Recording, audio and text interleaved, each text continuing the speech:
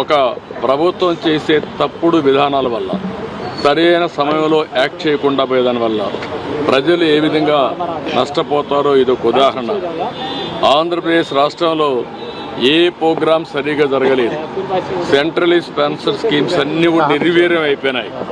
దీనివల్ల ఒక్క ప్రాజెక్టు కూడా అమలు చేసే పరిస్థితి లేదు.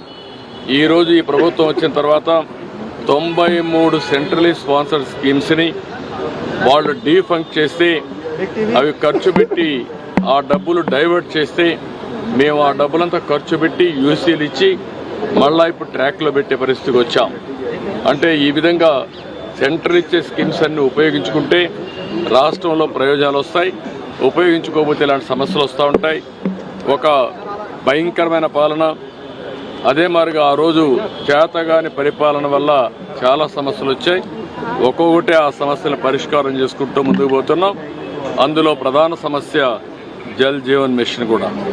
దీనివల్ల ప్రతి ఒక్క ఇంటికి ట్యాప్ ద్వారా సస్టైనబుల్ వాటర్ వచ్చే విధానానికి స్వస్తి పలికారు. దెబ్బతీసే పరిస్థితికి వచ్చారు. ఇప్పుడు మళ్ళా కేంద్రంతో 27,000 కోట్లే కాకుండా నెక్స్ట్ ఫేజ్లో మళ్ళీ 54,000 కోట్లు కావాలి. ప్రతి ఒక్క ఇంటికి నీళ్లు ఇవ్వాలంటే ట్యాప్ ద్వారా. దాన్ని కూడా వర్కౌట్ చేయాల్సిన అవసరం ఉంది. ఏ విధంగా వర్కౌట్ చేయాలో in course of time workout చేస్తాం.